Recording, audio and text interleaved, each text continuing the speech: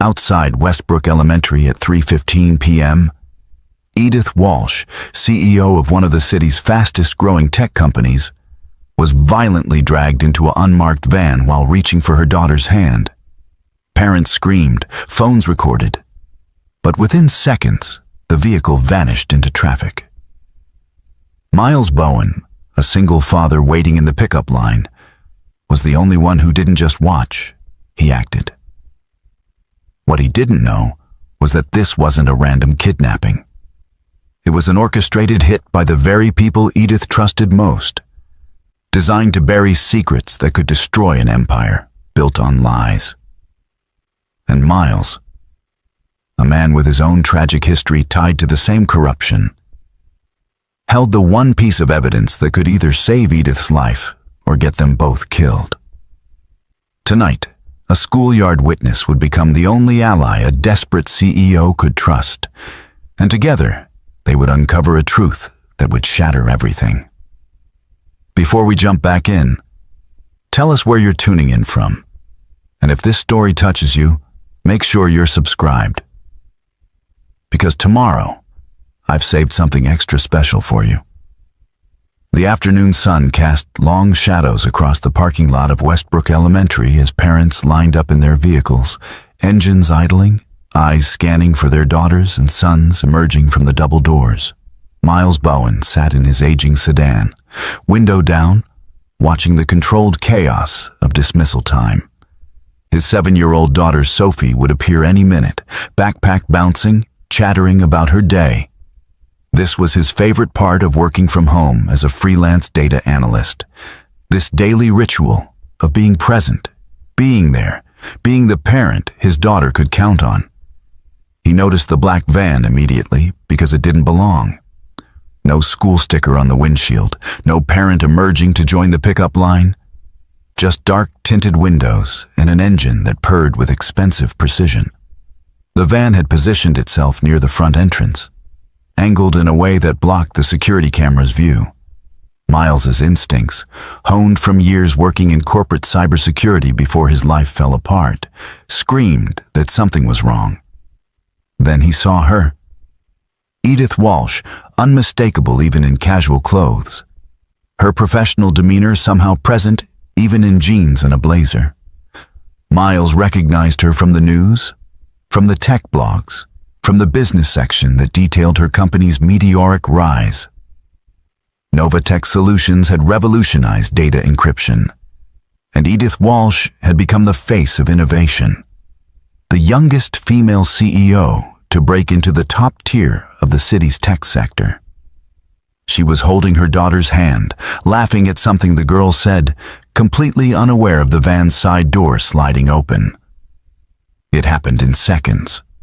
3 men in ski masks erupted from the van. The first grabbed Edith's daughter, lifting her off the ground. The second and third seized Edith herself, hands clamping over her mouth, arms pinning her struggling form. Parents screamed. Someone shouted to call the police. Phones emerged, recording, broadcasting, but no one moved. No one intervened. They were frozen in shock, in fear, in the paralysis that grips people when violence erupts in spaces meant to be safe. Except Miles. He was out of his car before conscious thought caught up with instinct.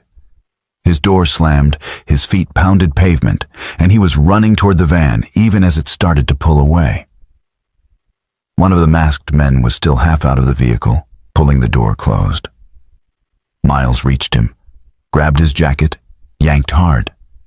The man stumbled backward, crashed onto the asphalt. Miles didn't stop. He lunged for the van's door, got his hands on the frame just as the driver hit the accelerator. The van lurched forward. Miles held on, his body dragging, shoes scraping pavement. Through the gap in the door, he could see Edith's terrified eyes. See her daughter crying, see the masked men trying to kick him loose. His shoulder screamed in pain. His grip was slipping. Then he saw something that made him hold on despite the agony, a small detail that changed everything. One of the masked men had a tattoo on his wrist. 3 interlocking circles. Miles knew that symbol. He had seen it before, years ago, on the wrist of the man who had destroyed his life, who had orchestrated the cover-up that killed his wife and ruined his career. This wasn't a random kidnapping. This was connected to Novatech, connected to the same network of corruption that had taken everything from him. The van swerved hard. Miles lost his grip, hit the pavement, and rolled. Pain exploded through his body, but he forced himself up, forced himself to focus. The van was accelerating, but he had seen enough. He had the license plate committed to memory, had noted the route, had recognized that tattoo. And most importantly, he had locked eyes with Edith Walsh in that brief moment, had seen recognition flash across her face. She had seen him. She knew someone had tried to help. Other parents rushed over as Miles staggered to his feet. Someone was calling the police, voices overlapping in panic. A teacher ran out, asking if he was hurt, if he needed an ambulance. Miles waved them off, his mind already racing through possibilities, through connections, through the network of information he had spent 5 years quietly assembling while the world thought he had simply given up and faded away. A hand touched his shoulder. He turned to find Sophie, his daughter, tears streaming down her face. She had seen everything, had watched her father throw himself at danger. Miles dropped to one knee, pulled her into a fierce hug. "I'm okay, sweetheart. I'm okay." But his mind was elsewhere, calculating, planning, understanding with crystal clarity that this moment, this terrible moment, was the opening he had been waiting for. The police arrived within minutes, sirens wailing, officers taking statements, securing the scene. Miles gave them the license plate, described the van, mentioned the tattoo, but not what it meant. Not yet. He watched them work with the practiced eye of someone who had once been on the inside, who understood how investigations could be derailed, how evidence could disappear, how the powerful protected their own. As the chaos continued around him, as parents hugged their daughters and sons tighter, as news vans started arriving to capture the story, Miles made a decision. He pulled out his phone, navigated to an encrypted folder he hadn't opened in 3 years, and looked at the files inside. Evidence, documentation, recordings.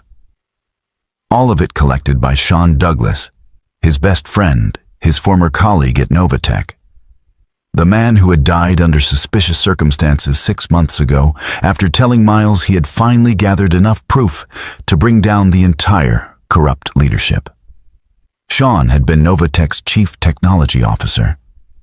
He had been Edith Walsh's right hand, her trusted advisor, her friend. And according to the final message he had left for Miles, he had been the only person in the company who didn't know what the board of directors was really doing, who didn't know about the illegal contracts, the stolen technology, the systematic destruction of anyone who got in their way.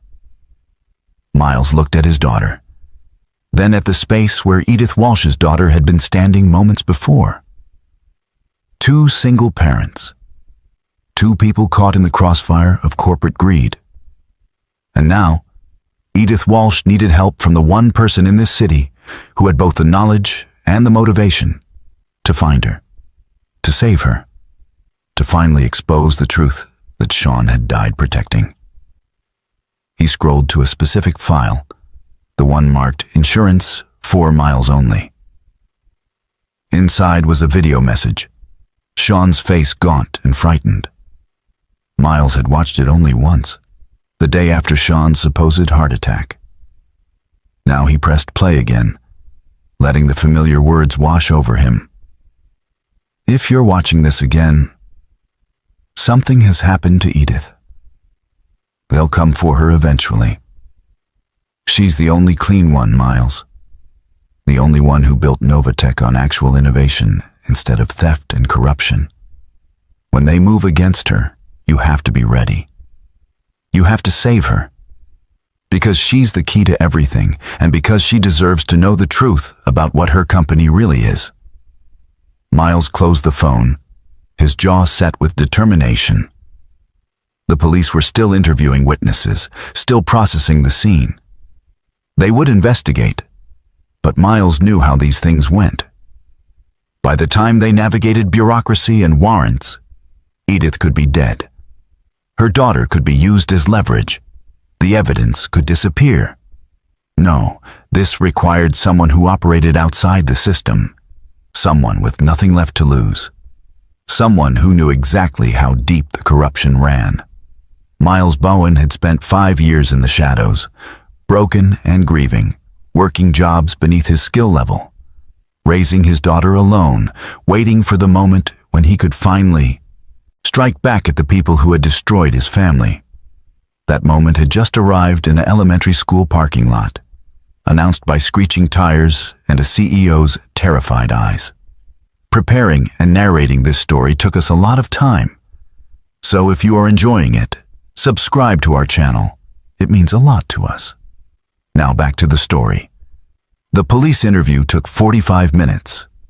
Miles answered every question with practiced calm, providing details without revealing the depth of his knowledge, cooperating without actually helping them understand what they were really dealing with. Detective Morrison seemed competent enough, taking notes, asking follow-up questions. But Miles could see the man was already categorizing this as a kidnapping for ransom, a crime of opportunity, something that would be resolved through negotiation or tragic failure. Morrison had no idea he was looking at an execution masquerading as an abduction. After the detective finally released him, Miles drove Sophie to his sister's house across town in the Oakmont district.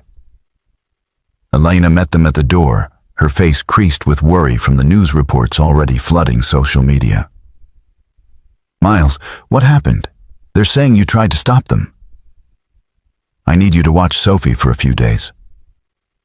Miles kept his voice steady, calm, even as his sister's eyes widened with alarm. "A few days? Miles, what are you planning?"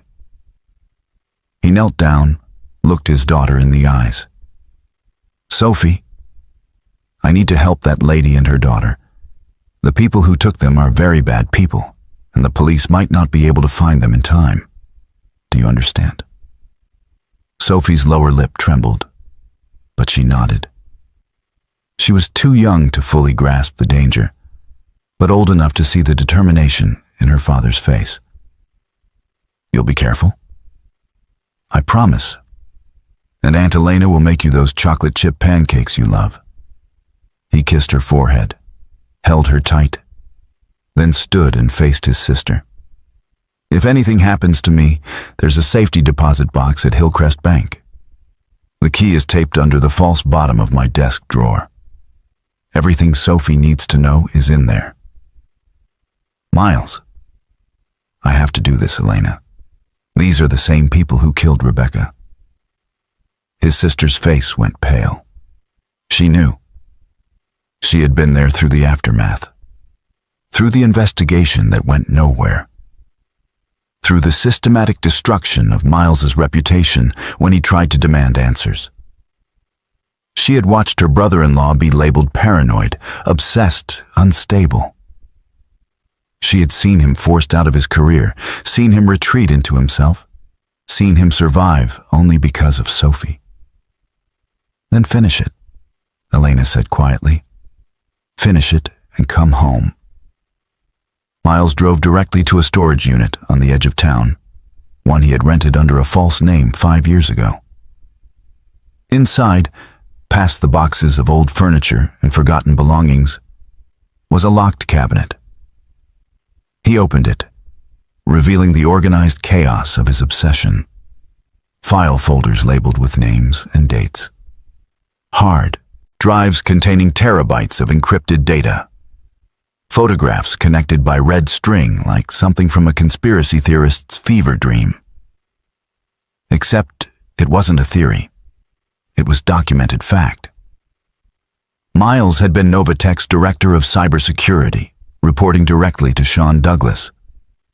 He had built their defensive systems from the ground up, had implemented protocols that made Novatech's encryption products the most secure on the market. And in the process, he had discovered that the company's board of directors was using those same systems to hide something else entirely. A parallel operation that stole intellectual property from competitors, that sold encryption backdoors to authoritarian regimes, that eliminated anyone who threatened to expose them. When Miles tried to report it internally, they destroyed him. First subtly, then overtly. They manufactured evidence of security breaches on his watch. They planted suggestions that his wife's death in the Novatech server facility fire had been his fault, that he had disabled safety protocols to run unauthorized tests. They threatened to prosecute him for corporate espionage if he didn't sign a non-disclosure agreement and resign quietly. Miles had refused. He had gone to the police, to lawyers, to journalists, and one by one, every avenue closed. The police investigation stalled. His lawyers suddenly dropped him. Journalists stopped returning calls. Meanwhile, Rebecca's death was ruled accidental. Case closed, no further investigation warranted. Only Sean had believed him. Only Sean had understood that the fire wasn't an accident, that Rebecca had died because she had been in the wrong server room at the wrong time when someone was destroying evidence. And Sean had spent the next 5 years quietly, carefully, gathering proof while rising through the ranks to become CTO. All the while feeding information to Miles in secret. Then 6 months ago, Sean had died. Heart attack, the official report said. 42 years old, no history of heart problems. Found dead in his home office with his computer hard drives mysteriously wiped clean. Miles had known immediately what it meant. Sean had gotten too close. They had eliminated him just like they eliminated Rebecca. But Sean had been prepared. He had left insurance, scattered evidence in multiple locations, and he had left instructions for Miles in that final video message. Wait for them to move against Edith. When they do, everything you need will be in the place we discussed. Miles pulled out his phone, navigated to a secure messaging app, and sent a single word to a dead man's number. Activated. 3 minutes later, his phone buzzed with an automated response, a series of GPS coordinates that led to an address in the Summit Ridge neighborhood. Miles memorized the location, then began gathering equipment. A laptop with forensic software, lockpick tools, a burner phone. Everything he would need to operate off-grid while hunting for Edith Walsh. His own phone buzzed again. News alert. Novatech CEO Edith Walsh and daughter kidnapped outside elementary school. Ransom demand expected within 24 hours. Board of Directors offers $5 million reward for information leading to safe return. Miles read the statement from Reggie Bishop, Novatech's chief financial officer and acting CEO in Edith's absence.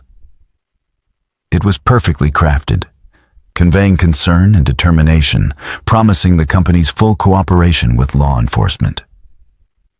To anyone else, it would seem like a caring organization desperate to save their leader. Miles saw it for what it was: theater. Reggie Bishop was one of them, one of the architects of Novatech's shadow operations. He had been there when they destroyed Miles. He had probably been there when they killed Rebecca and Sean. And now he was publicly offering a reward while privately ensuring that Edith Walsh would never be found alive. Because Edith didn't know. That was the crucial detail Sean had emphasized in his message. Edith Walsh had built Novatech on legitimate innovation, on real technology, on genuine breakthroughs in encryption. She had no idea that her board of directors had been using her company as a front for industrial espionage and worse.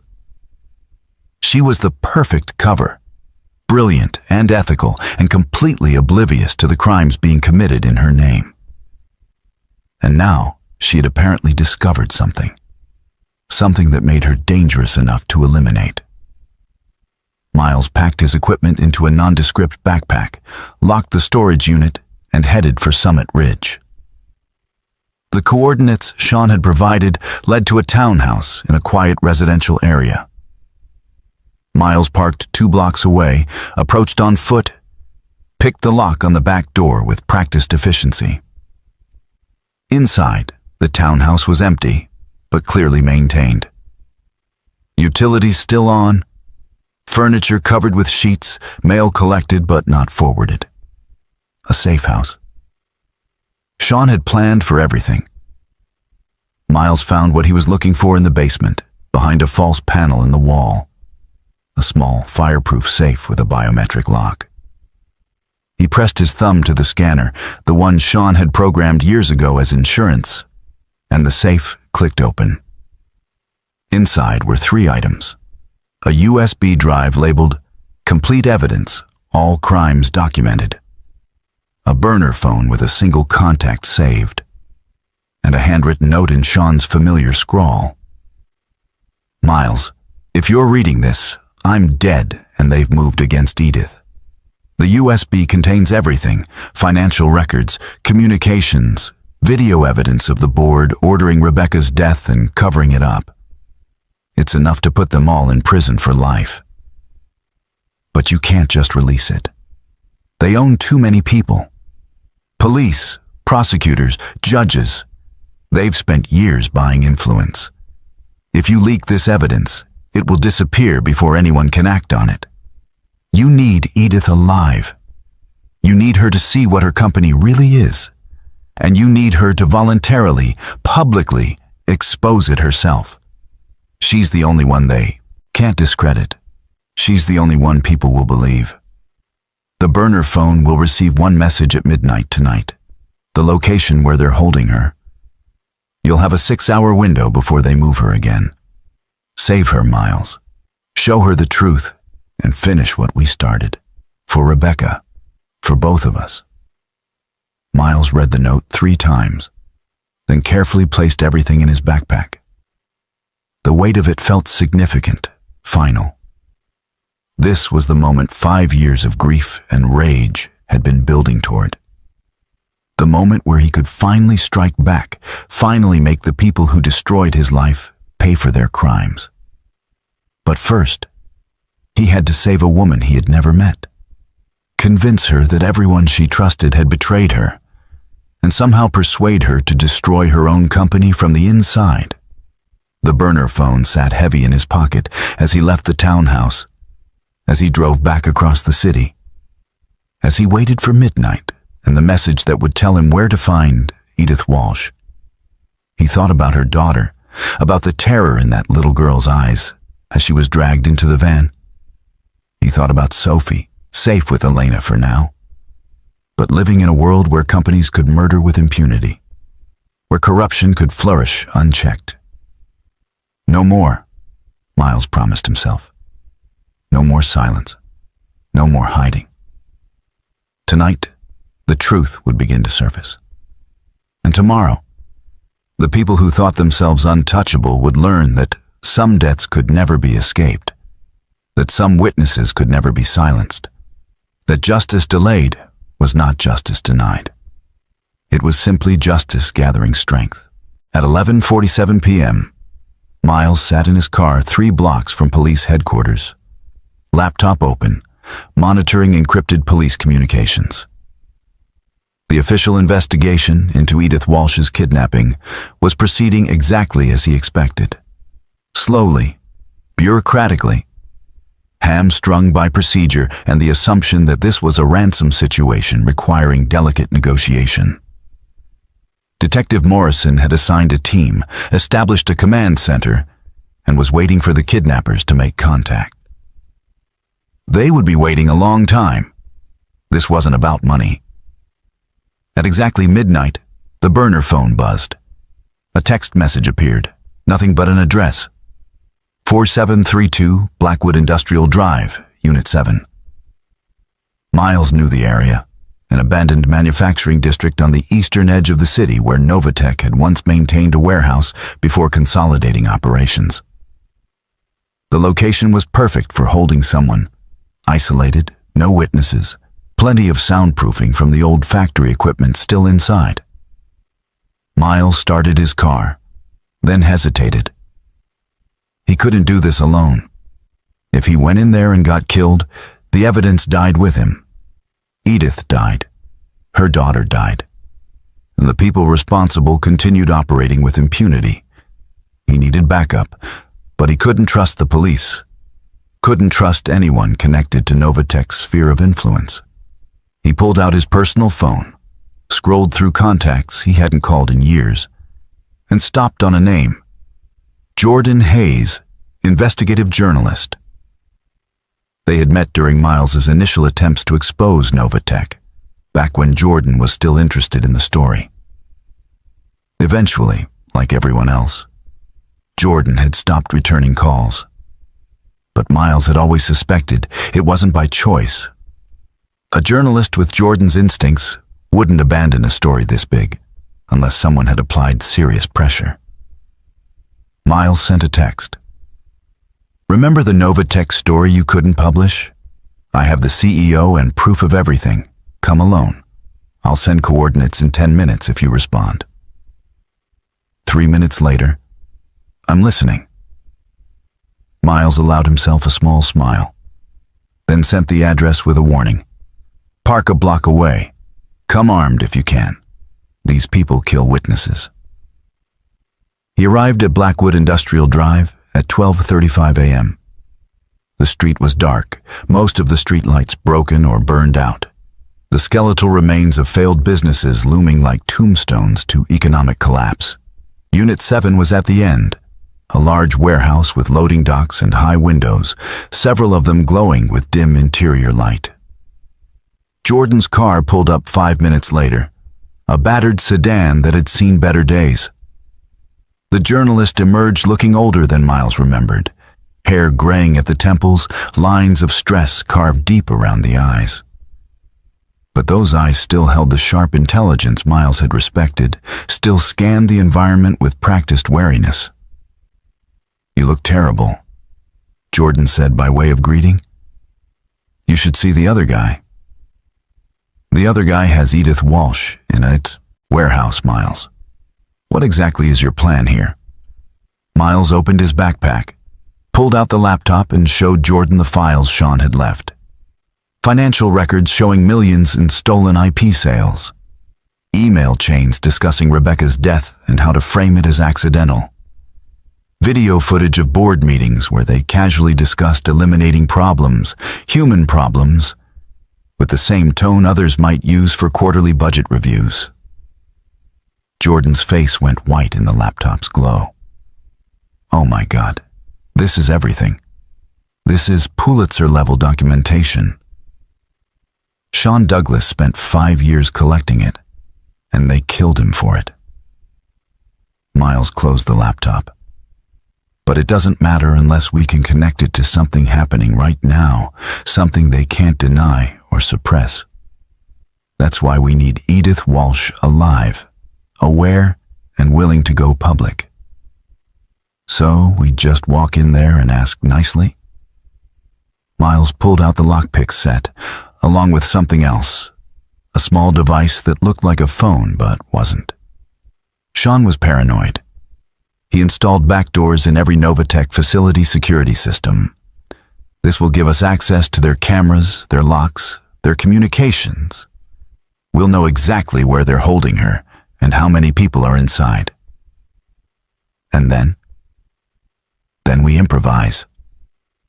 They approached Unit 7 from the side, using the shadows and debris for cover. Miles activated Sean's device, and his phone screen populated with camera feeds. 6 different angles inside the warehouse. He counted 4 people, 3 men, and 1 woman, all armed, all wearing those same interlocking circle tattoos on their wrists. Professional contractors, not random thugs. And there, in a small office at the back, Edith Walsh and her daughter, zip-tied to chairs, both alive but clearly terrified. 4 armed contractors, Jordan whispered. You were serious about coming armed, right? Miles didn't answer. He was focused on the camera feed showing the office where Edith sat. She wasn't crying. Despite the circumstances, despite the zip ties and the armed guards, her face showed calculation, assessment. She was studying her captors, noting details, trying to understand the situation. Even now, even terrified, the analytical mind that had built a tech empire was working, looking for angles, for leverage, for a way out. Miles respected that. It meant she might actually listen when he showed her the truth. He cycled through more camera feeds, mapping the warehouse layout, identifying exits and blind spots. One of the contractors was in the main space, pacing. 2 more were in a break room, playing cards. The 4th, a woman with short dark hair, stood directly outside Edith's office. The one outside the office is the problem, Miles said. She's got clear sight lines, no distractions, professional stance. She's not just hired muscle. She's leadership. Jordan leaned closer to the screen. Wait, I know her. That's Cindy Blake, former Special Operations. Went private sector about 3 years ago. There were rumors she was working for Novatech as off-book security. If she's here, this is sanctioned at the highest levels. Everything clicked into place. Novatech's board hadn't outsourced this. They had used their own shadow security team, which meant they were confident, sloppy, operating with the arrogance of people who believed themselves untouchable. That arrogance would be their mistake. Miles used Sean's device to unlock the side entrance, and they slipped inside, moving through the shadows of the warehouse's main floor. The place smelled of oil and rust, old machinery creating a maze of metal that provided perfect cover.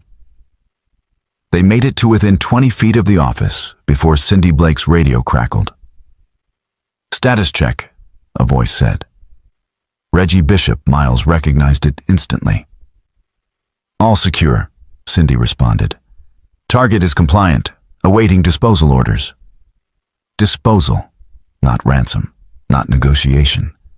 They were going to kill Edith and her daughter as soon as whatever they were waiting for was complete. Jordan's hand gripped Miles's arm, fear and fury mixing on the journalist's face. Miles held up a hand, wait, and pulled out the laptop again. He navigated to a specific file on Sean's USB, a video recorded 3 weeks before Sean's death. The video showed Sean sitting in a car, face exhausted, voice heavy with resignation. This is my final insurance policy. Edith, if you're watching this, I'm sorry. I should have told you sooner, but they threatened my family.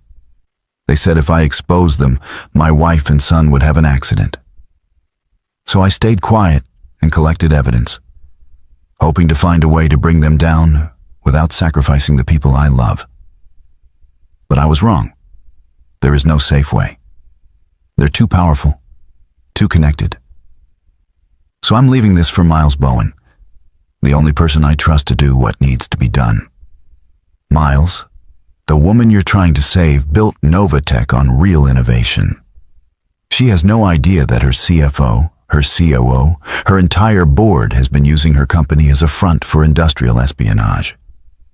They've stolen billions in IP, sold encryption backdoors to hostile governments, and killed at least 7 people who threatened to expose them, including Miles's wife, Rebecca.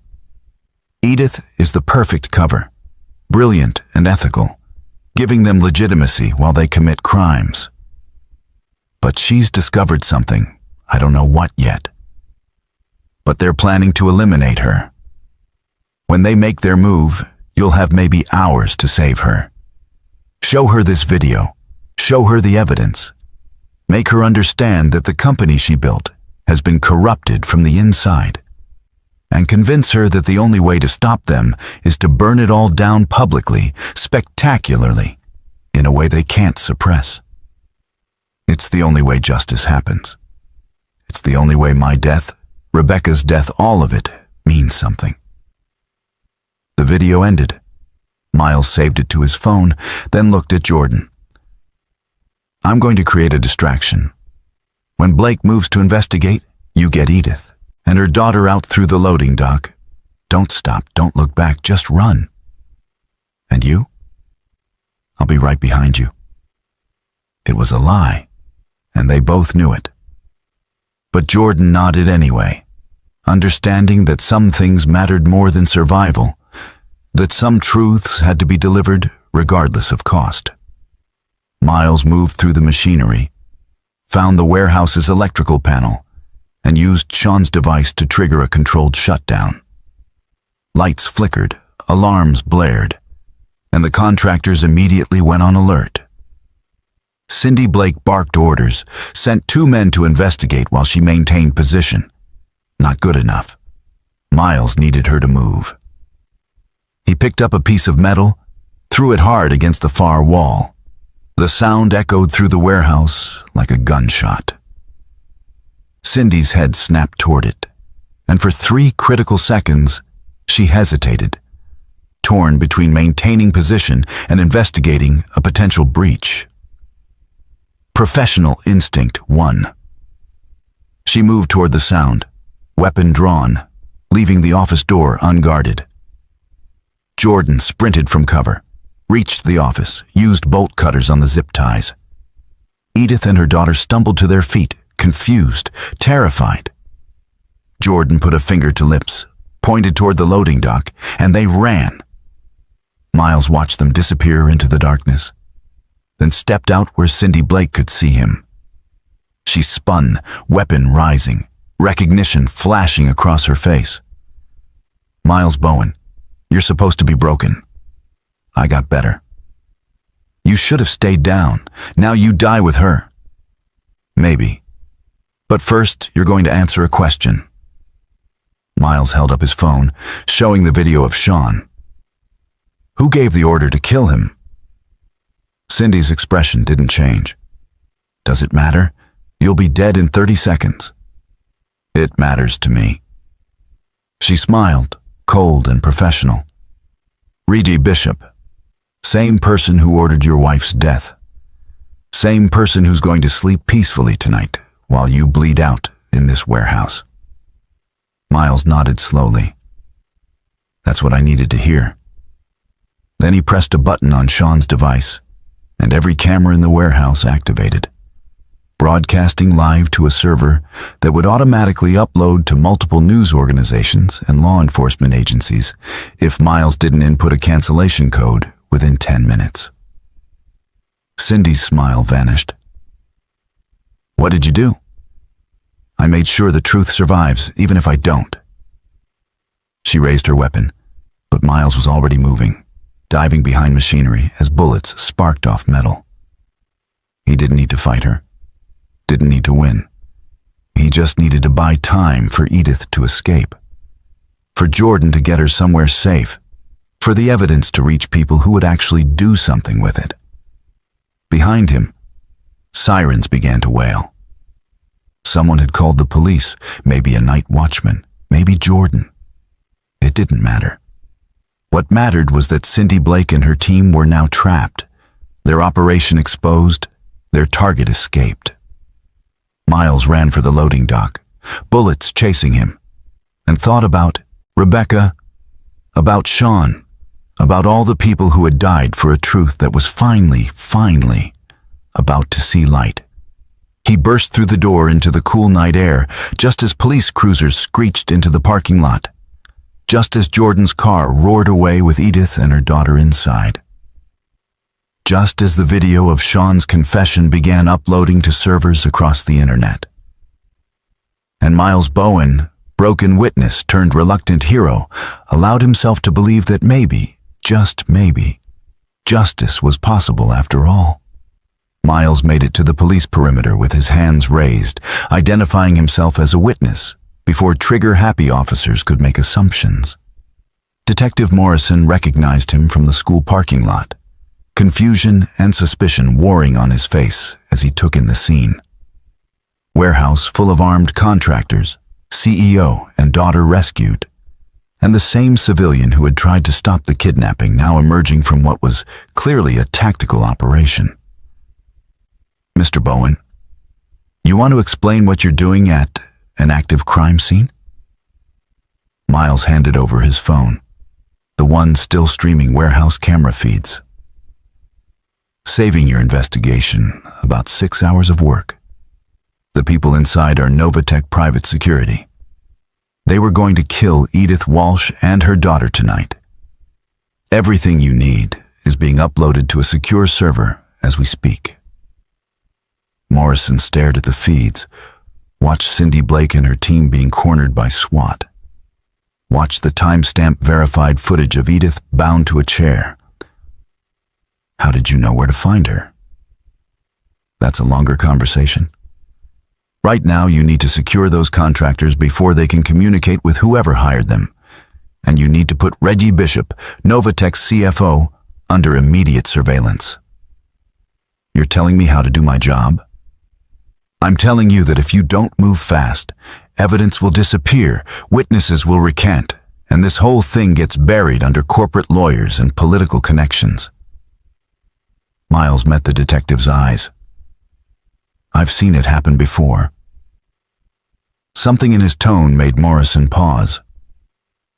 The detective studied Miles with new attention, seeing past the civilian exterior to something harder beneath. "You have law enforcement background?" "Cybersecurity, former director at Novatech before they destroyed my career and killed my wife."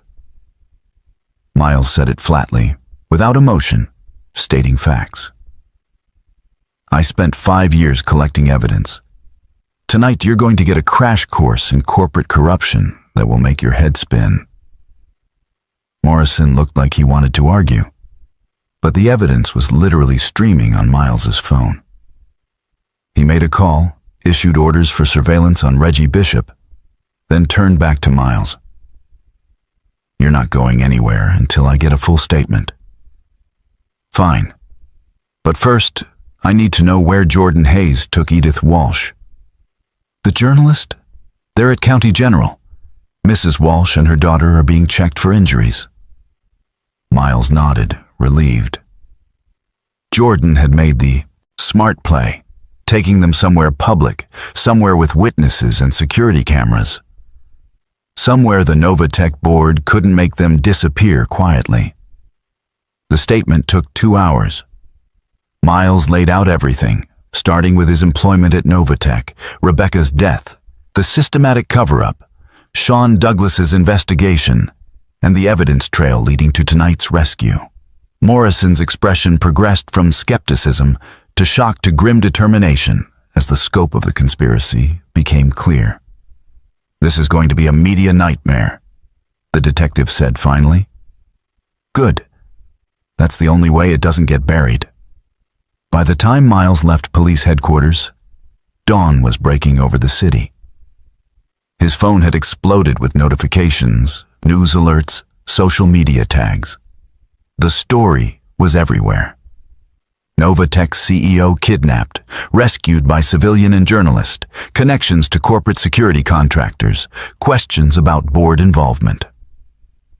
The narrative was fragmentary, confused, but it was out there, spreading, becoming too big to suppress. Miles drove to County General, found Jordan in the waiting room looking exhausted but grimly satisfied. "She's asking for you.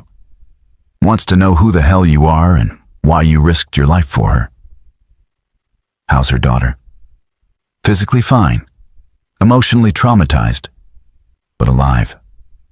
Social services is keeping them separated for now. Standard procedure in kidnapping cases." Miles felt a pang of sympathy. Edith was probably losing her mind, separated from her daughter after that ordeal. He found her in a private room, still in the clothes from yesterday, hair tangled, eyes red from crying but blazing with intensity. "You're Miles Bowen." It wasn't a question. "Yes." "Why did you save me?" "Jordan said you used to work for Novatech, that my company destroyed your life. Why would you help me?" Miles pulled up a chair, sat down heavily. "Because Sean Douglas asked me to.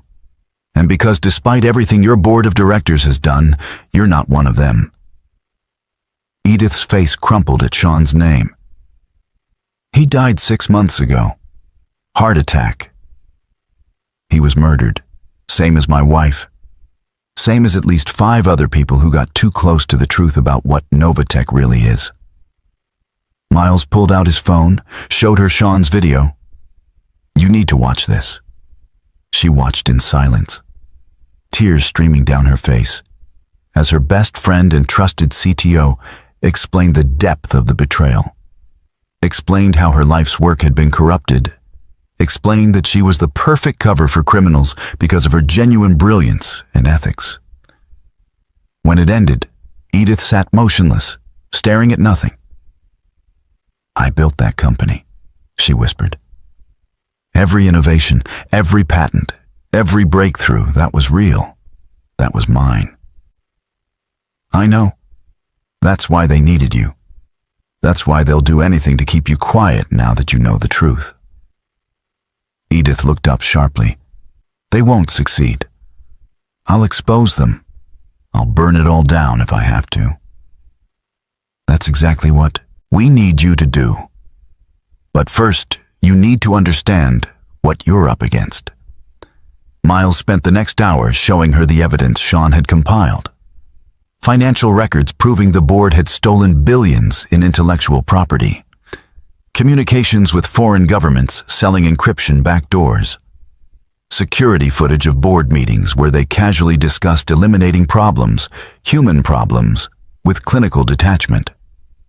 "Reggie did this," Edith said, staring at an email chain where her CFO discussed framing her for embezzlement.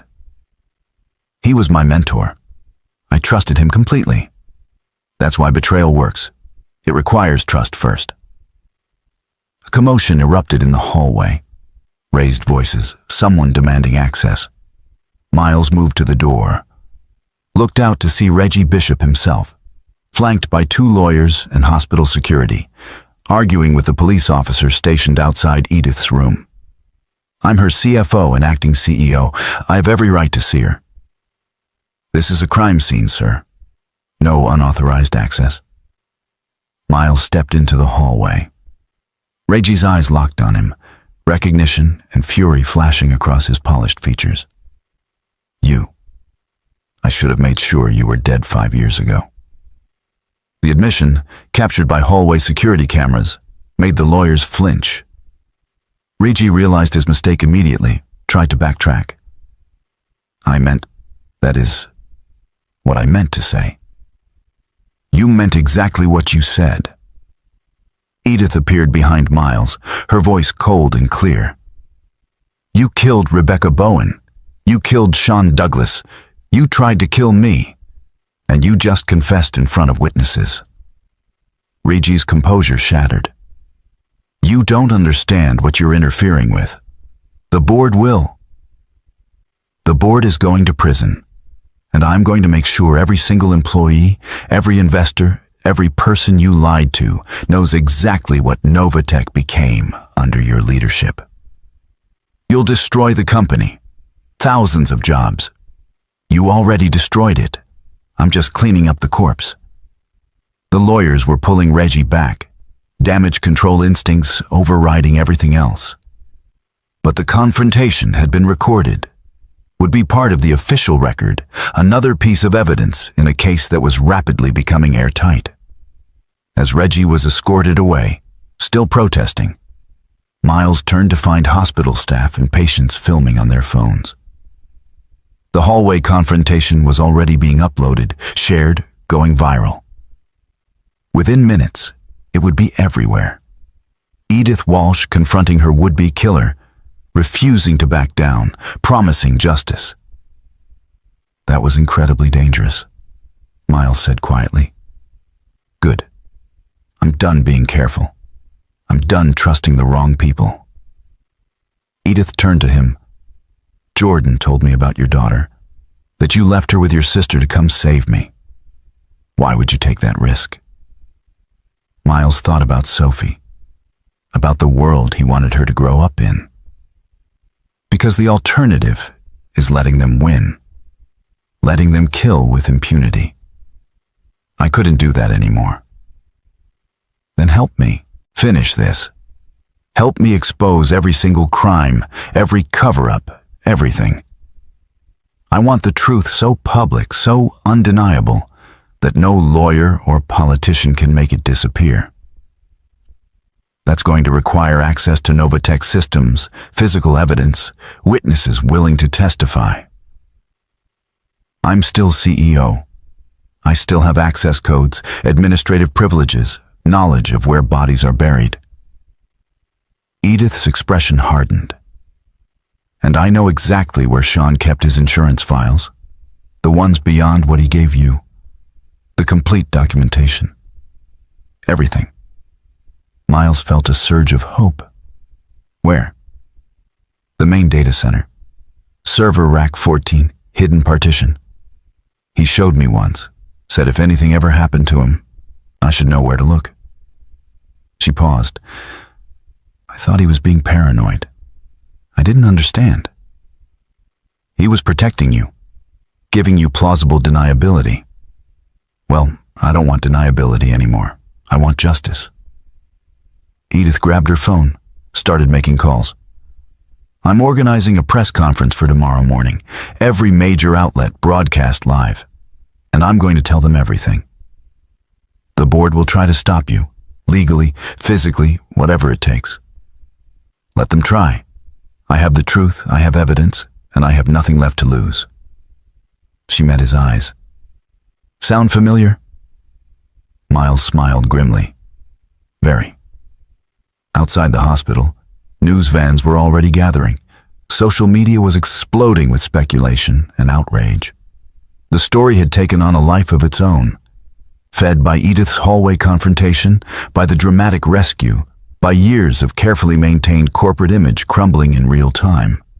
And in a penthouse office across the city, Reggie Bishop and the remaining Novatech board members gathered in emergency session, watching their carefully constructed empire begin to collapse, realizing that sometimes the truth refused to stay buried, that sometimes witnesses refused to stay silent, that justice delayed could suddenly arrive with devastating force.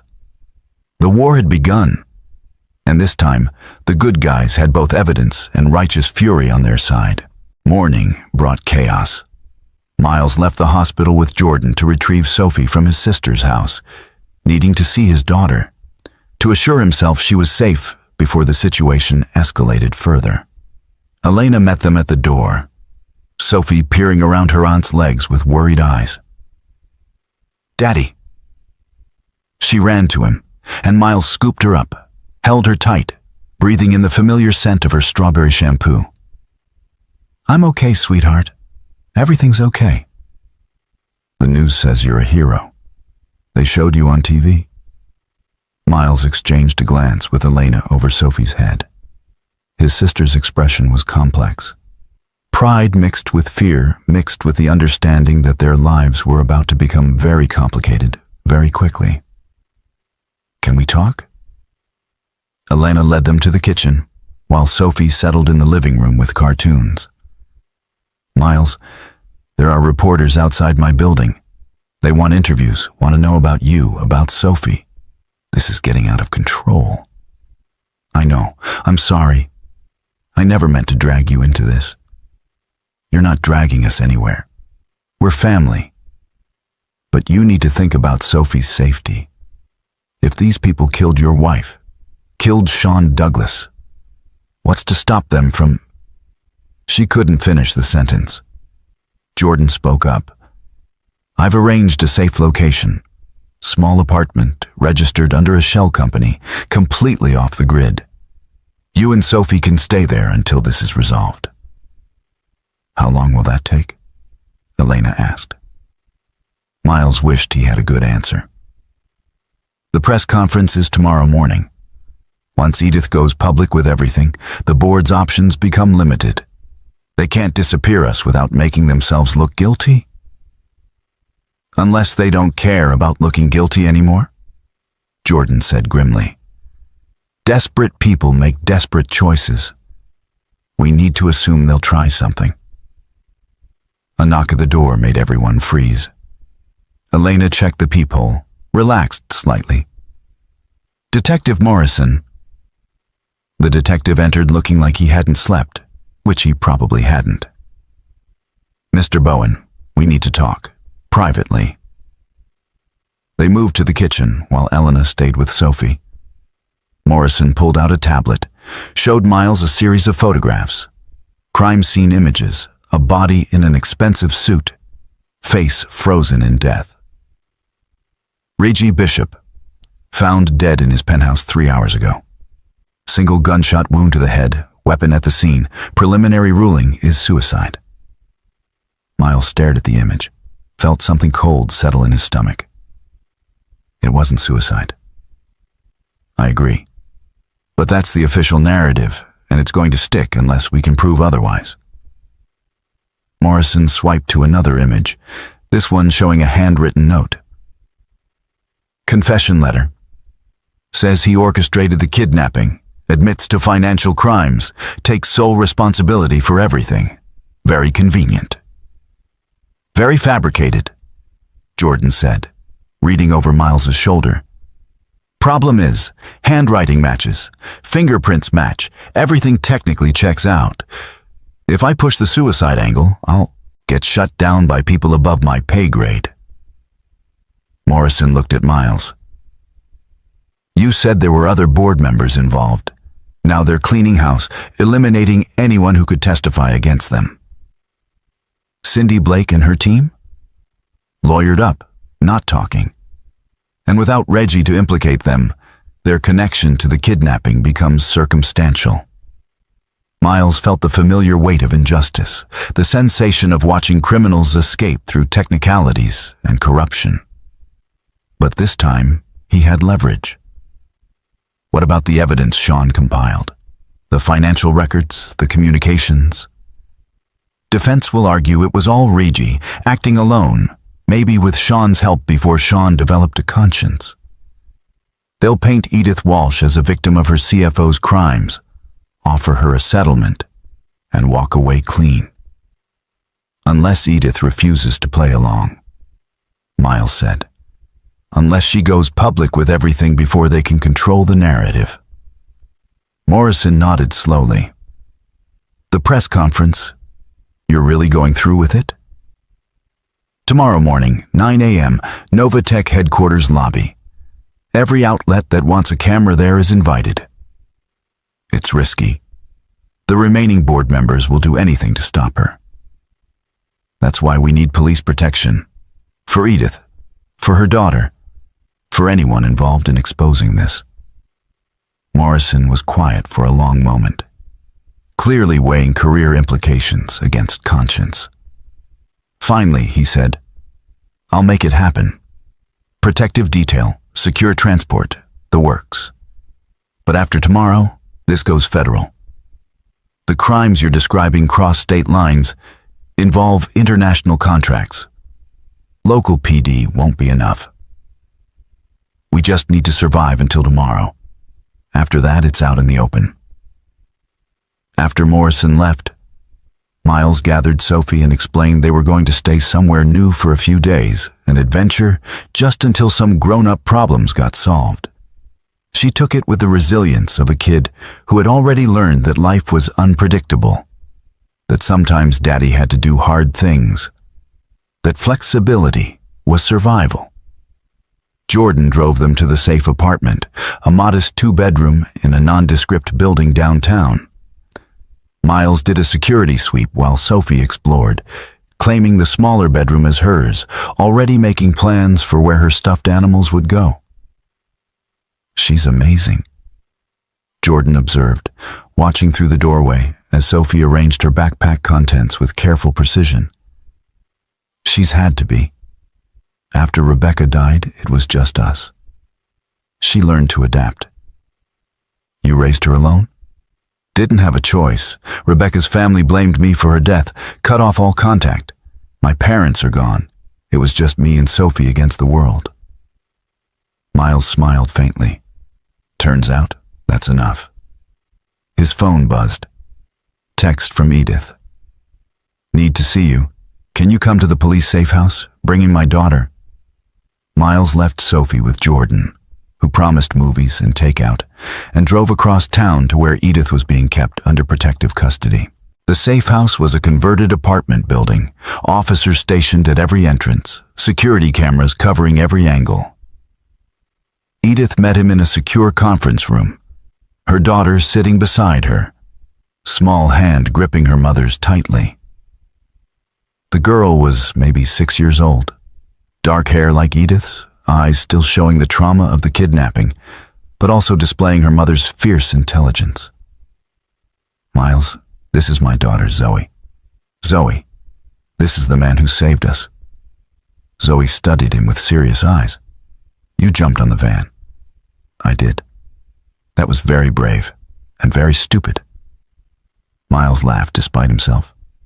You're absolutely right. It was both. Edith smiled, the first genuine warmth Miles had seen from her. She gets her directness from me, among other things. The smile faded. I asked you here because I need you to understand something. Tomorrow, when I do this press conference, I'm not just exposing crimes. I'm destroying the company I built. Everything I've worked for, everything I've achieved, it's all going to be associated with corruption and death. I know. But more than that, I'm putting Zoe at risk. The board members still free, they're desperate. They might try to use her as leverage, might try to hurt her to keep me quiet. Edith's voice broke slightly. I need to know I'm making the right choice, that exposing the truth is worth the danger. Miles thought about Rebecca, about the choice she never got to make, about the years he had spent paralyzed by fear and grief. 5 years ago, I stayed silent because I was afraid. I convinced myself that protecting Sophie meant not fighting back, that keeping my head down would keep her safe. But all it did was let the people who killed my wife keep killing. They went after Sean. They went after you. And they would have kept going, finding new victims, destroying new lives. Because that's what unchecked power does. He met Edith's eyes. You're not putting Zoe at risk by speaking up.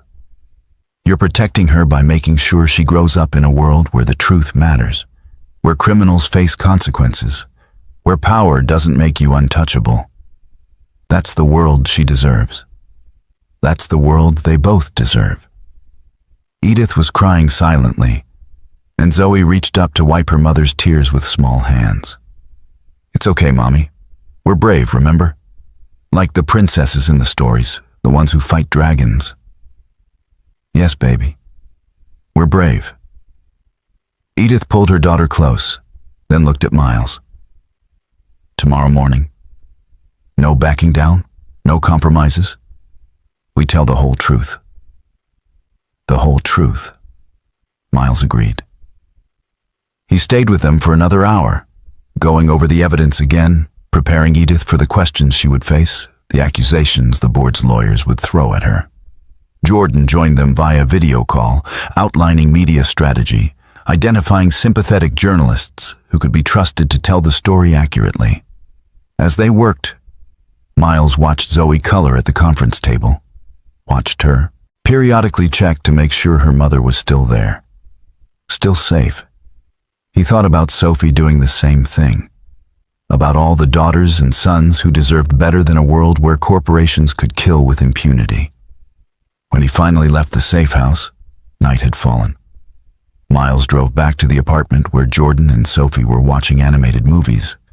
His daughter curled up on the couch with a blanket, safe and content and blissfully unaware of the storm about to break. Jordan followed him into the kitchen. You ready for tomorrow? No. But we're doing it anyway. Edith is strong. She'll handle the pressure. It's not Edith I'm worried about. It's the board's response. They've already killed Reggie to tie up loose ends. They're cornered, desperate, dangerous. Morrison promised protection. Protection didn't save Rebecca. Didn't save Sean. Miles leaned against the counter, exhaustion finally catching up with him. I keep thinking about all the ways this could go wrong. All the ways they could hurt the people I care about. Jordan put a hand on his shoulder. Then we make sure it goes right. We survive tomorrow. We get the truth out. And we make damn sure that Rebecca and Sean didn't die for nothing. Miles nodded, drawing strength from the journalist's conviction. Tomorrow would be the culmination of 5 years of grief and rage and careful planning. Tomorrow, the whole city would learn what Novatech really was. Tomorrow, justice would finally have its day. He just had to make sure they all survived long enough to see it. At 2 a.m., unable to sleep, Miles sat at the apartment's small dining table with his laptop open, going through Sean's evidence files one more time. He had reviewed them dozens of times over the past months. But now, with the press conference hours away, he needed to be certain. Needed to understand every connection, every crime, every piece of the conspiracy that had consumed so many lives. Jordan emerged from the guest room, equally sleepless. Find something new? Not new, just more complete? Miles turned the screen so Jordan could see. Sean was meticulous. Every crime is documented with multiple sources. Financial records cross-referenced with email communications, security footage time-stamped to match transaction logs. It's not just evidence, it's a prosecution roadmap. Walk me through it. I want to make sure I understand the full scope for tomorrow's coverage. Miles pulled up the first file. It starts 10 years ago, shortly after Edith founded Novatech. The company was legitimate then, real innovations in encryption technology. But the board of directors, specifically Reggie Bishop and Hunter Tate, saw an opportunity. They started selling backdoor access to the encryption systems to foreign governments and corporations. How much money are we talking? Conservatively, $2 billion over 10 years. The payments were routed through shell companies, offshore accounts, made to look like legitimate consulting fees. But Sean tracked every transaction, matched them to specific backdoor implementations, even found the communications where board members discussed which governments to prioritize. Jordan whistled low. That's espionage-level crime. It gets worse. 5 years ago, a Novatech engineer named Anthony White discovered the backdoors. He tried to report it internally, went to Reggie with his findings. Miles pulled up a video file. Sean had security footage from that meeting. The video showed a conference room, Anthony White presenting evidence to Reggie Bishop, clearly agitated, clearly convinced he was doing the right thing by reporting corporate malfeasance. Reggie listened calmly, nodded in all the right places, thanked Anthony for his diligence. 2 days later, Anthony White died in a car accident. Brake failure. Investigation ruled it mechanical failure, no foul play suspected. Except Sean found maintenance records showing the car had been serviced the day before the accident. Brakes were inspected and certified. He also found security footage of a Novatech contractor accessing the parking garage where Anthony kept his car right around the time the brakes would have been compromised. They murdered him for trying to do the right thing. And they perfected the method. Over the next 5 years, 7 more people died under suspicious circumstances. All of them had discovered something about Novatech's operations. All of them died in ways that could be explained as accidents or natural causes. Heart attacks, car crashes, house fires. Miles pulled up another file, this one showing a detailed timeline, each death marked with a red dot, connected to the discovery that had triggered it. Rebecca's name appeared 3 years into the timeline, her death connected to safety protocol violations in the server facility. Rebecca was auditing the facility security when she found evidence that someone had deliberately disabled fire suppression systems in one specific server room, the room where Sean kept his backup evidence. She reported it to maintenance, flagged it as a critical safety issue. 2 days later, that same server room caught fire. Rebecca was inside trying to manually activate suppression systems. Miles's voice remained steady, clinical, but Jordan could see the cost of that control. The fire was ruled accidental, faulty wiring. Her death was ruled workplace tragedy. But Sean knew better. Sean knew because he had helped Rebecca with the audit. He knew she had found the disabled suppression systems. And he knew that 2 days before the fire, Reggie Bishop had personally accessed that server room, supposedly for routine inspection. Miles showed the security log. Reggie had no reason to be there. He wasn't technical, didn't normally inspect facilities. But he went in, stayed for 20 minutes, and left. The fire started exactly where Rebecca had found the disabled safety systems. Jordan studied them all. Timeline, the pattern of deaths, the systematic elimination of threats. This is serial murder disguised as corporate risk management. That's exactly what it is. And the pattern continues. Sean himself was eliminated 6 months ago when he got close to having enough evidence to go public. Official cause, heart attack. But look at this. Miles pulled up medical records, toxicology reports. Sean was healthy. No heart disease, no family history.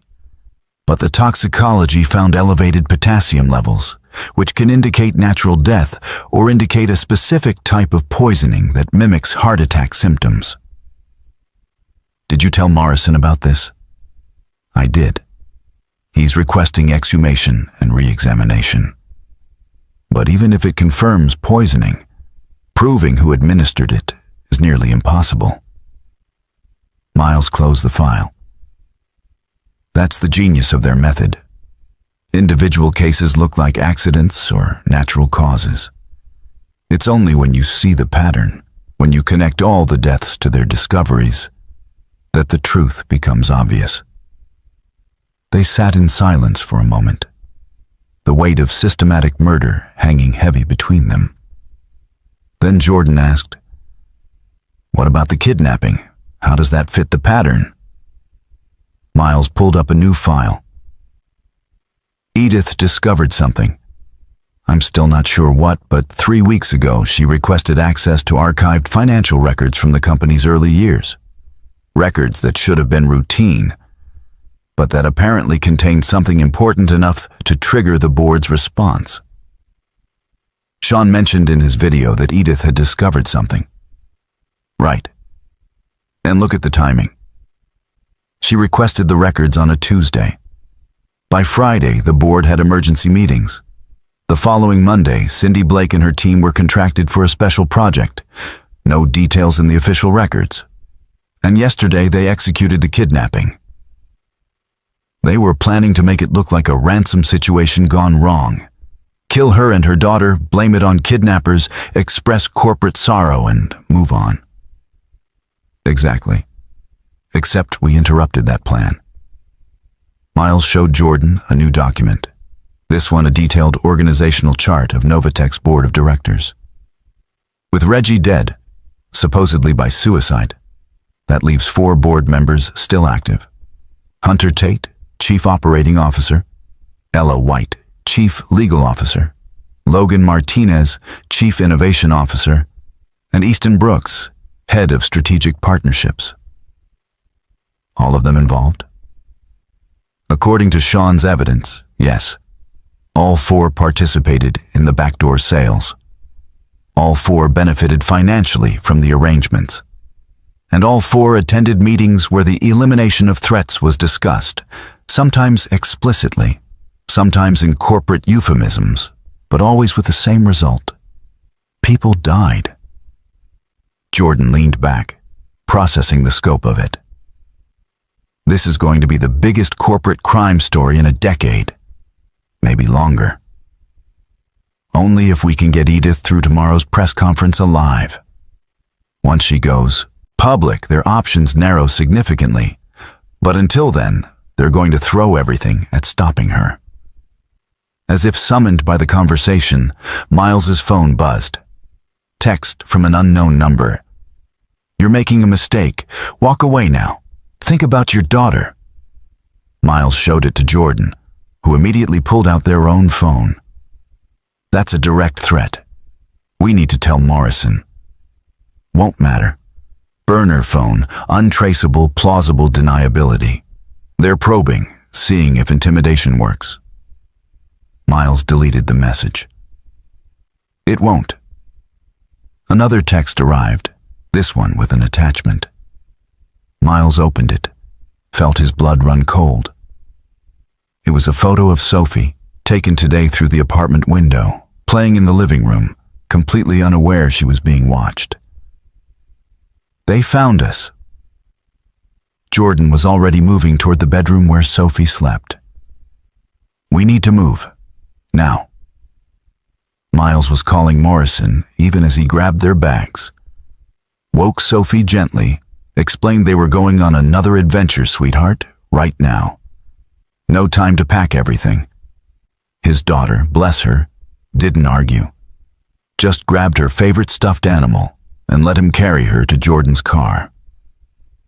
They were pulling out of the underground garage when Morrison called back. "I'm sending units to your location. Stay where you are." "Too late. They've already found us. We're moving to a new location." "Where?" Miles made a decision. Novatech headquarters. The data center Edith mentioned, where Sean kept his complete files. If they want to stop us, they'll have to do it in their own building, on their own security cameras, with dozens of night shift employees as witnesses. That's insane. You'll be walking right into their territory. Exactly. It's the last place they'll expect us to go. And it's where the evidence is. We get Sean's complete files, we bring everything to the press conference, and we make it impossible for them to claim ignorance or limited involvement. Morrison swore creatively. "You're going to get yourself killed." "Maybe. But at least the truth dies with me on camera. Not quietly in some staged accident." Miles glanced at Sophie in the back seat, asleep again with the resilience of youth. "Send units to Novatech. Tell them to stay visible. I want the board to know they're being watched." He hung up, drove through empty streets toward the gleaming Novatech tower downtown.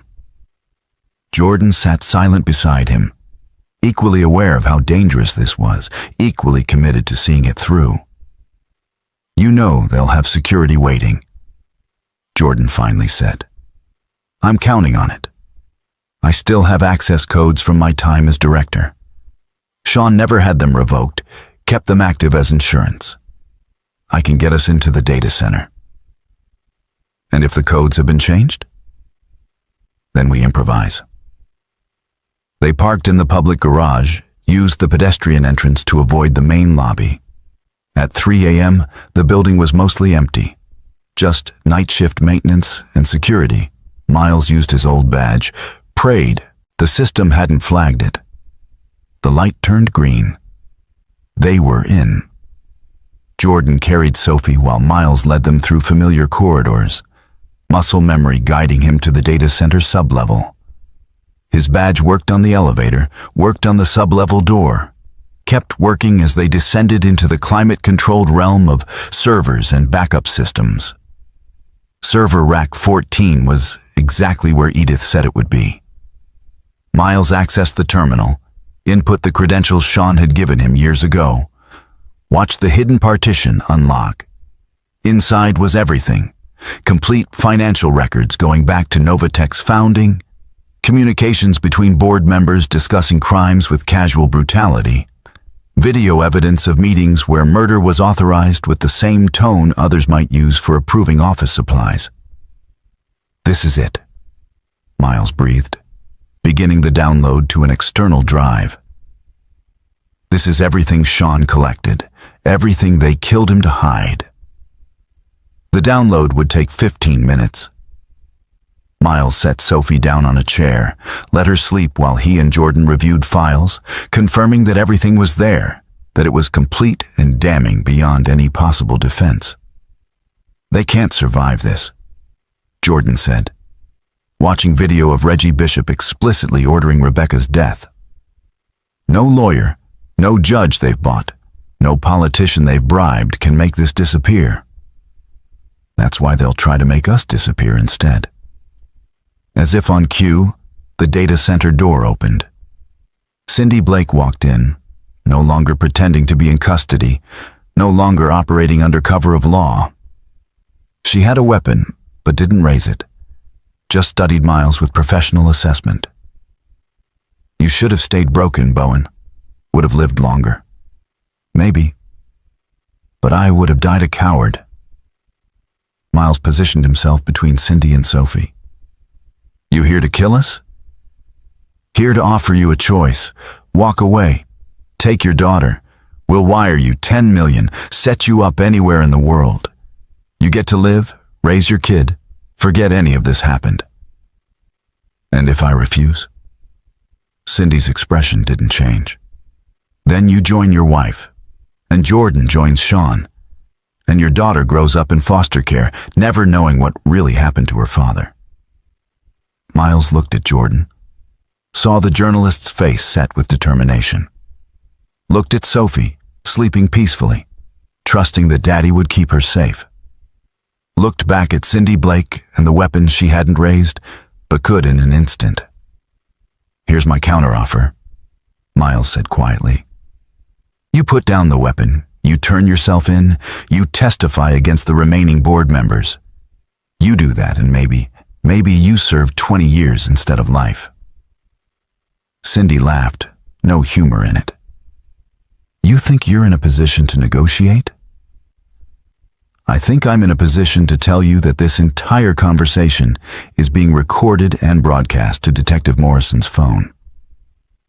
I think the download you're watching includes evidence of your direct involvement in 3 murders. And I think that if you kill us, it happens on Novatech security cameras that are currently being monitored by federal agents Morrison called in as backup. Cindy's eyes flicked to the camera in the corner, to Miles's phone propped against the server rack, to the steady progression of the download bar. You're bluffing. Am I? Check the hallway. Count the federal badges that arrived in the last 5 minutes. She didn't move, but something in her posture shifted. Recognition that maybe, just maybe, she had walked into a trap instead of setting one. The download finished. Miles pocketed the drive, picked up Sophie, and walked toward the door. Last chance, Blake. Turn yourself in, make a deal, or go down with the board you killed for. He walked past her, every second expecting the shot, expecting the end. But it didn't come. Cindy Blake stood frozen, professional calculation fighting survival instinct, and by the time she decided, Miles and Jordan were already in the elevator, already ascending toward the lobby where Morrison and a dozen federal agents were waiting. They had the evidence. They had survived the night. And in 6 hours, the whole world would learn the truth about Novatech and the people who had turned innovation into industry of death. Justice, Miles thought, carrying his sleeping daughter into the dawn, was finally within reach. The press conference was scheduled for 9 a.m. in Novatech's main lobby. By 8:30, the space was packed with journalists, cameras, employees who had arrived early, and curious onlookers who had followed the story's explosive development. Miles stood in a side office with Edith, reviewing the final presentation one more time, while Sophie and Zoe sat together, coloring pictures under Jordan's watchful eye. Detective Morrison appeared at the door. We have a problem. Hunter Tate is demanding to speak before Edith makes any statement. Says he has information that will clarify everything. Edith's jaw tightened. Hunter was my mentor. He recruited me out of graduate school, helped me start Novatech, guided me through every major decision. If he's involved, he's more than involved, Miles said, pulling up a specific file from Sean's evidence. He's the architect. Reggie was the money man, but Hunter designed the entire operation. He showed her a video time-stamped from 8 years ago. Hunter Tate in a conference room with the other board members, presenting what he called a revolutionary business model. On the screen behind him was a detailed plan for selling encryption backdoors, eliminating competitive threats, and maintaining plausible deniability through compartmentalization. The key, Hunter said in the video, his voice calm and professional, is keeping Edith focused on legitimate innovation. She's brilliant, ethical, exactly the face we need. While she develops real technology, we monetize it in ways she'll never know about. And if anyone threatens to expose us, we handle it quietly, permanently, with methods that don't trace back to the company. Edith watched her mentor, the man she had trusted absolutely, casually discuss murder as a business strategy. Her face went pale, then flushed with fury. He used me. Everything I built, every innovation, every patent, he turned it into a weapon. Not just used, Miles said gently. Protected. Look at this. He showed another file, this one containing emails between Hunter and the other board members discussing how to shield Edith from knowledge of their operations. He genuinely cares about you, in his own twisted way. He saw you as a valuable asset worth preserving. That doesn't make it better. That makes it worse. Morrison cleared his throat. He's waiting in the main conference room. Says he won't leave until you hear him out. Edith stood, her expression hardening into something Miles recognized from his own mirror after Rebecca died. The look of someone who had just discovered they'd been living a lie. Then let's hear what he has to say. They found Hunter Tate in the glass-walled conference room overlooking the lobby, watching the assembled press with calculated assessment. He turned as Edith entered, his face softening with what appeared to be genuine affection. Edith, thank God. I've been trying to reach you. This whole situation with Reggie, it's spiraled out of control. But we can fix it. Together. Fix it? Edith's voice was ice. Like you fixed Rebecca Bowen? Like you fixed Sean Douglas? Hunter's expression flickered, mask slipping for just a moment. I don't know what lies you've been told. I've seen the evidence, all of it. Sean documented everything before you had him killed. Sean had a heart attack. Tragic, yes, but natural causes. Stop. Edith slammed her hand on the table. Stop lying. Stop pretending. I know everything. The back doors, the stolen IP, the systematic murder of anyone who threatened your operation. And I know you orchestrated all of it. Hunter was quiet for a long moment, studying her face. Then something shifted in his demeanor, the facade of the concerned mentor falling away to reveal something colder beneath. You were never supposed to know. I built this entire structure to protect you from this knowledge. Protect me. You used me as cover for mass murder. I used your brilliance to build an empire. Everything you created, I made profitable beyond your wildest imagination. The encryption systems you designed are protecting governments, corporations, millions of people. That they also serve our interests is just good business. Miles spoke up from the doorway. And the 7 people you killed? Was that good business too? Hunter's eyes shifted to him, recognition and contempt mixing. Miles Bowen. You should have taken the money 5 years ago. Your wife died in an unfortunate accident. That should have been the end of it. It wasn't an accident. You ordered the fire to destroy Sean's evidence. Rebecca was collateral damage. She was in the wrong place at the wrong time. Regrettable, but necessary. Hunter said it without emotion, stating facts. Just like Sean became necessary to eliminate when he couldn't be controlled. Just like you would have been necessary if you had continued pushing. Edith stared at her mentor with horror and recognition. You're a sociopath. All these years I thought you cared about innovation, about building something meaningful, but you only cared about power and profit. I care about both. They're not mutually exclusive. Hunter leaned back, casual despite the accusations. And I care about you, Edith. Which is why I'm offering you the same choice I offered Sean before he made the wrong decision. Walk away. Keep your company, your reputation, your daughter. We'll restructure, phase out the problematic operations, and move forward clean. And if I refuse? Hunter's smile didn't reach his eyes. Then you join the others who made that same choice. And Zoe grows up believing her mother died in a tragic accident, just like Rebecca's daughter believes about her mother.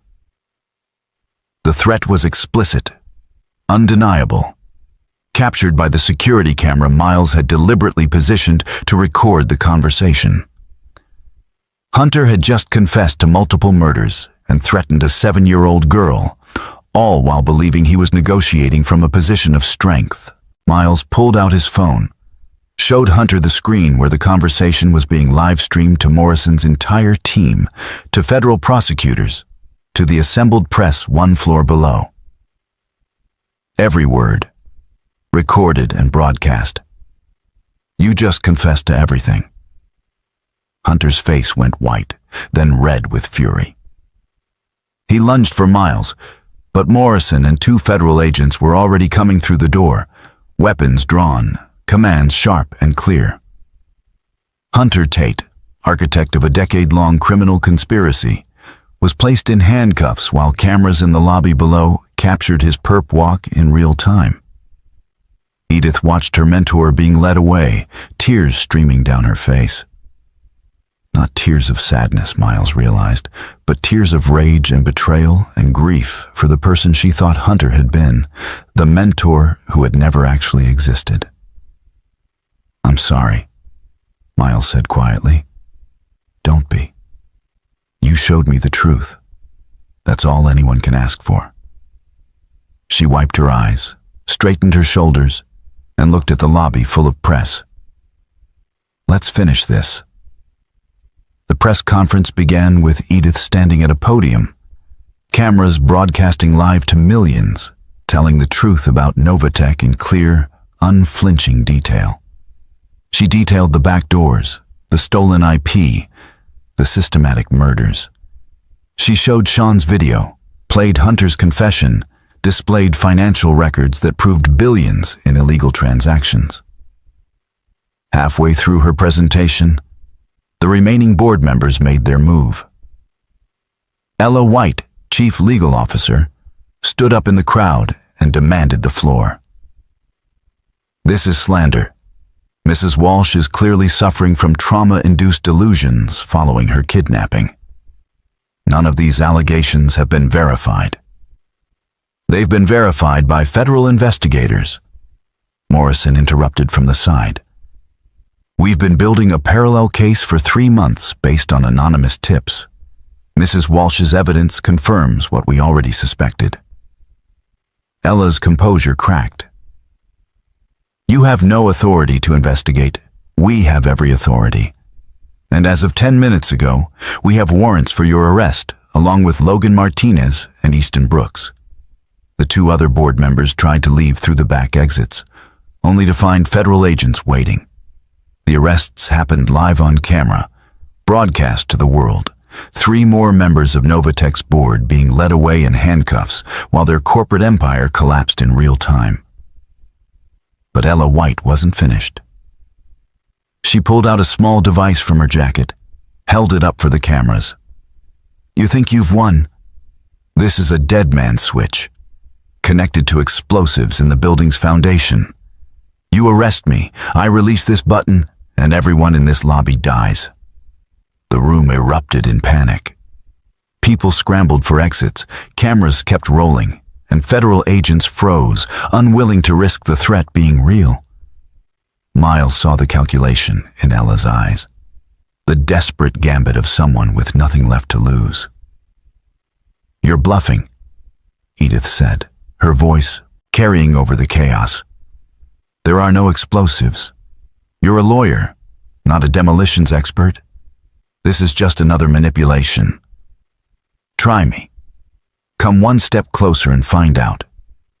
Miles studied the device, recognized it from his cybersecurity days. It wasn't a dead man's switch.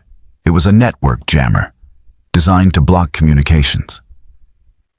Ella was trying to cut off the broadcast, stop the evidence from spreading further. She was dangerous, yes, but not in the way she claimed. He moved before conscious thought, crossed the distance in 3 strides, grabbed Ella's wrist and twisted. The device fell. Miles caught it before it hit the ground, held it up for the cameras. It's a jammer. She was trying to cut the broadcast.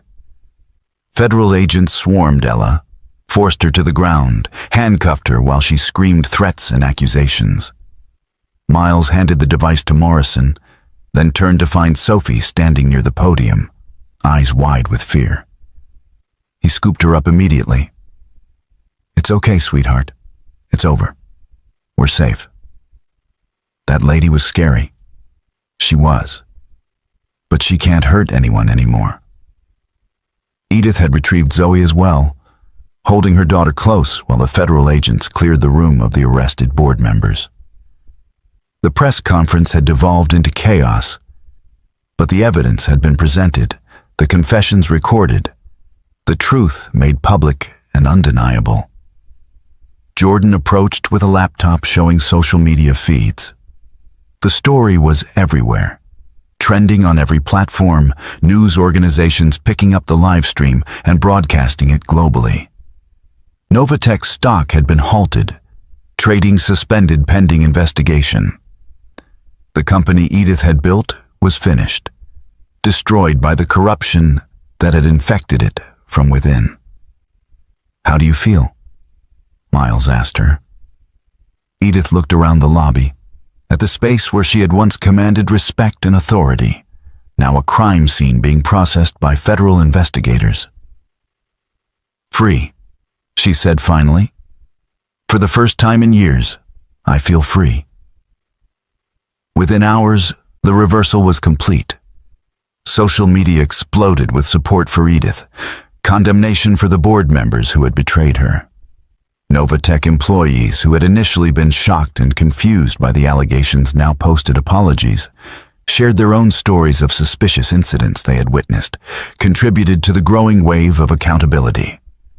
One employee, a junior engineer who had worked directly under Sean Douglas, posted a tearful video. "I knew something was wrong when Sean died. He was healthy, happy, working on something important. His death never made sense. I'm sorry I didn't speak up. I'm sorry I doubted Mrs. Walsh when she needed support. The truth matters, and I should have fought for it." The video went viral, spawned thousands of similar confessions from employees, contractors, even competitors who had suspected Novatech's corruption but lacked proof. The tide of public opinion shifted so completely that by evening, Edith Walsh was being hailed as a hero for exposing her own company's crimes. But the real surprise came from an unexpected source. Cindy Blake, the security contractor who had held Edith at gunpoint just days ago, walked into Morrison's office with her lawyer and offered to turn state's evidence. She detailed every operation she had conducted for Novatech, every threat she had delivered, every crime she had witnessed. "Why the change of heart?" Morrison asked. Cindy looked tired, older than her years. Because Miles Bowen was right. I can serve 20 years and maybe have a life after. Or I can die in prison defending people who would sell me out the moment it benefited them. Hunter already tried to pin Rebecca Bowen's death on me. Said I acted without authorization. I'm done being their weapon. Her testimony filled in the remaining gaps, provided eyewitness accounts of conversations where murders were ordered, confirmed the systematic nature of the conspiracy. With Cindy's cooperation, the federal case became airtight, impossible to fight, guaranteed to result in convictions. Miles watched the news coverage from Jordan's apartment, Sophie asleep on the couch beside him. The journalist sat nearby, typing furiously, filing the story that would define both their careers. "You did it," Jordan said without looking up from the laptop. "You actually took down an entire corporate conspiracy. We did it. You, me, Edith, Sean, even Rebecca in her way. All of us together. Sean would be proud.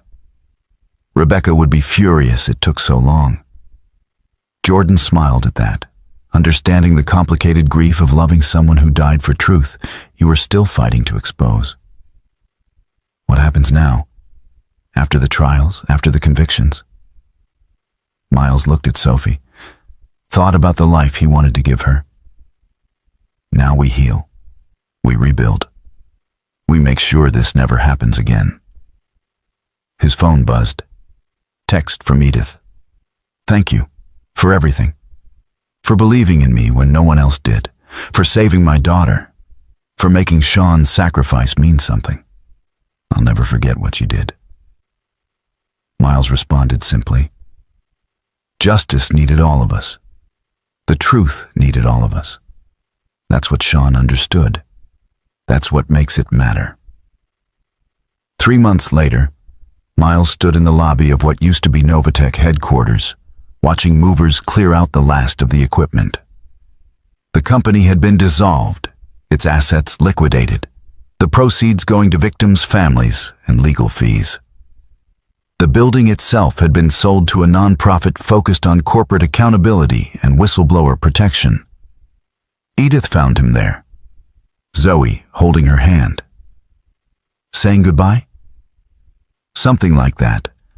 I spent the best and worst years of my career in this building. Hard to let go completely. I know what you mean. Edith looked around the empty space.